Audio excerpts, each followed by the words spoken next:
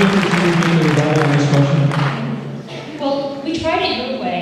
Republicans took a record budget surplus and turned it into the largest budget deficit in the history of America. With two countries, the first time that we cut taxes while at war. I talked earlier about the over 800,000 jobs, private sector jobs, 600,000 private sector jobs that were lost.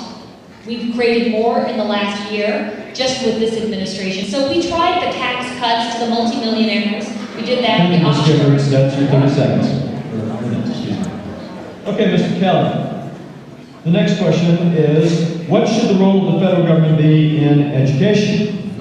Well, actually, this has been covered pretty well, and I'm pretty pleased that Representative Giffords has gotten my message out there. The role is absolutely none. The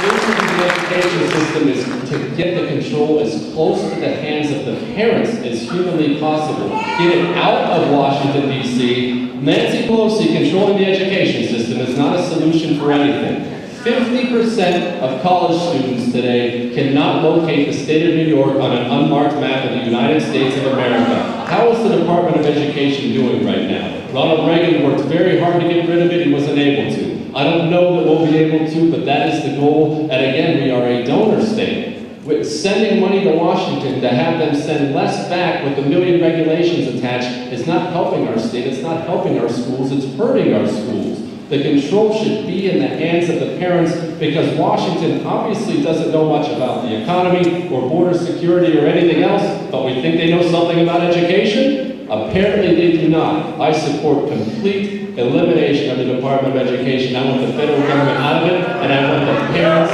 Please, thank you.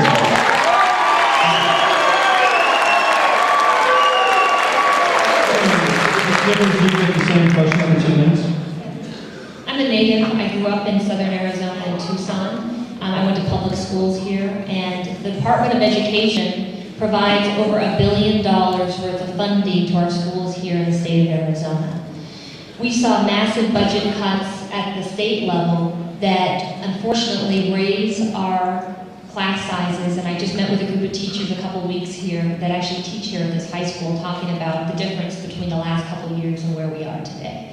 Class sizes are bulging, teacher salaries are shrinking, costs are going up in terms of the health care that they have to pay. And where Arizona used to be a state, one of the best states in the country in terms of per pupil funding and the quality of the graduates, we are now 50th in the nation in per pupil funding. That is totally unacceptable. When you think about the future of the state of Arizona, we're number 2 in poverty right now. I mean, as a kid, we used to laugh at states like Alabama and Mississippi, right? That was a joke, that they didn't value their people. Well, now we have become at that level, and it is unacceptable. That's a clear difference between the two of us. I know how important the public education system is. I know with the cuts to the University of Arizona, over $100 million cut out of the U of A's budget last year. Community colleges are receiving cuts. I mean, that is our seed corn. That's the future of the state of Arizona. We also have some challenges, of course, with the high dropout rate here in the state of Arizona. We've got to do better partnering with the business community, with parents. We've got to make sure that everyone knows what's at stake by our kids not graduating. Well, that's a clear difference between the two of us. I'm going to fight for our public schools. I'm going to bring home every dollar I can to our classrooms. I want the best and brightest in our classrooms teaching. We lose so many of our teachers in just a few couple of years because of the No Child Left Behind policies and others. Mr. Kelly, you get 2 There is a true difference between us. I don't believe that getting less money back from the federal government with regulations attached helps the state monetarily. Also, I did not join Lieutenant Napolitano to bankrupt the state of Arizona while in the state legislature. Representative Giffords did that. There is a clear difference between us. I believe the federal government needs to get its hands off of every part of our society because the states created the federal government, not vice versa. We don't bow to them, they don't control us. The state of Arizona should control the state of Arizona, not the federal government.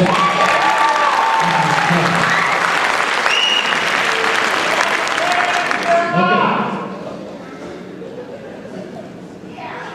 Okay, the next question. And I thank you, for the most part, you guys have been a great audience so far. We appreciate that. We do. I've seen, Tucson was not very appropriate. You guys are showing a much better level of civility, and we do appreciate it. The next question. A health care bill was passed. And this goes to Ms. Giffords first. A health care bill was passed. Some think that it went way too far. Some think not far enough. Some think that more needs to be done. There's also proposals to cut Medicare and Medicaid payments to hospitals. We would like to have your answer on health care.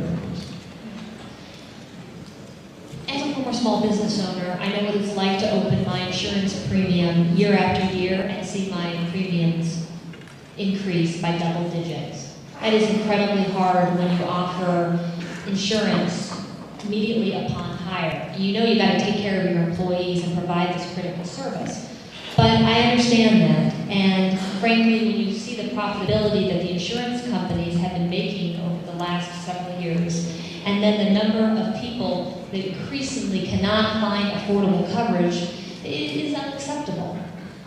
For every single election that I run for, I have made a promise. Well, part of my campaign platform is that I will do everything I can to ensure that every citizen in the state of Arizona has access to affordable, quality health care. I've never backed away from that. We have over 1 million uninsured in the state of Arizona right now. Hundreds of thousands of kids have no health insurance. That is unacceptable. We are the most affluent country on the planet. We're the only industrialized nation on the planet to not offer basic health care to its citizens. Now, while this health care bill is not perfect, what it does is it continues to drive home the ability for small businesses to get coverage for their employees. For people who are not covered because they have a pre-existing illness can be covered. Your kid can no longer be kicked to the side of the curb because they have a pre-existing illness. And this legislation was paid for. We paid for it by strengthening Medicare. We paid for it by strengthening Medicare, by shoring up Medicare, extending solvency to the late 2020s, cutting back on the overpayments to the insurance companies who are profiting by tens and hundreds of millions of dollars while they're cutting you off of your health insurance. This bill will continue to change, it will continue to improve, but it was critical that we pass something. Thank you, Ms. Giffords.